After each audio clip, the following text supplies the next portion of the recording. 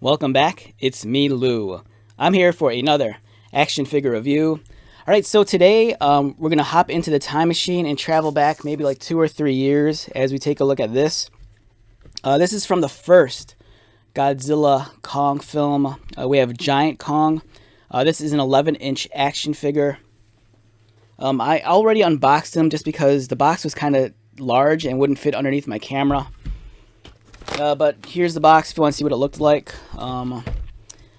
Remember, this was from the first film, so this came out maybe back in 2021, I believe.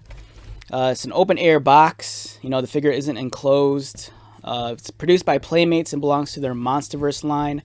It's an older action figure, so you might have to hunt this down on the secondary market, either through like eBay or a third-party seller on Amazon, or maybe hunt them down on Facebook Marketplace.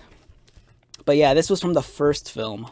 So the reason why I got this is because recently I got the newer figure, the Kong with Beast Glove, for the upcoming New Empire film.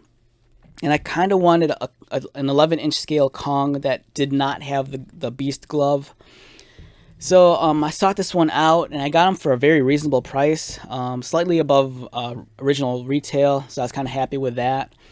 And it's a beast of an action figure, no pun intended. It's beautifully done, well sculpted. The paint applications, I think it's decent. There is some kind of disconnect with the color scheme. Like if you viewed this from afar, from maybe like 3 feet, it would appear very almost like blackish gray. But you know, underneath the right light, you could kind of see that his pectoral muscles and his chest is a much darker, almost black compared to the rest of his body. So it almost gives him the appearance of like almost wearing a sports bra, which looks kind of funny. And I wouldn't tell Kong that to his face. He'd probably like slug me.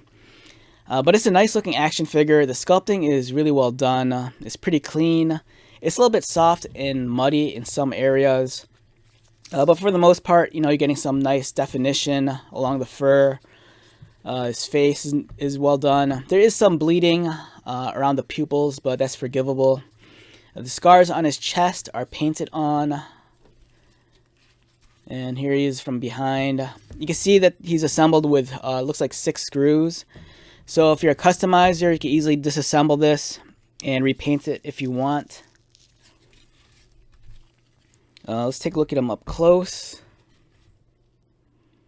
Yeah, so it's a nice figure. It's very large, you know, at 11 inches. This is something that I feel like a child would just like adore and love and probably carry around like a teddy bear. It's not too heavy. You know, when I first saw this, I thought it'd be like a brick, but it's surprisingly kind of hollow. If you're an older collector, you might be disappointed in the amount of articulation that this guy has. There isn't a whole lot going on in terms of his posability. His head, let's get him back to focus. His head just kind of rotates like this. You know, there is no upward or downward motion. His arms, again, very limited. They just go upward and downward. There is no elbow bend or bicep swivel. He does have articulated wrists. Torso-wise, you're not going to find any sort of like waist articulation or diaphragm cut. It's pretty much non-existent. You know, his torso is just pretty solid. And in terms of his legs, they kick out like this, and then he has ankle articulation. So it's very limited in its posability, but I think if you're an older collector, you can appreciate this in terms of like a display piece. At 11 inches, it's a very large toy. Here he is next to a Marvel Legends 6-inch scale Darwin figure. And again, a 7-inch scale Batman figure. And you can see Kong just towers over everything. Here's a reaction Godzilla. You know, it's like pint-sized. And I think here's the important comparison. Here he is next to the new 2023 Kong from the new upcoming Godzilla Kong New Empire film. You can see the color scheme is completely different. This guy kind of has a very dark grayish brown, gray torso, gray face, you know, different head altogether. you know, it's kind of wild. He has the addition of the Beast Glove, which looks cool. It's really nice. But the big, I think, upgrade with the newer figure is the fact that it features more articulation. The arm not only goes upward and downward, but also goes outward. There's an elbow bend, and then there's also an elbow swivel. The legs are further enhanced with articulation with the knees, and then the way the hip is assembled up here. But it does not feature any ankle articulation like the first figure. So the new figure is such a huge improvement over the old one.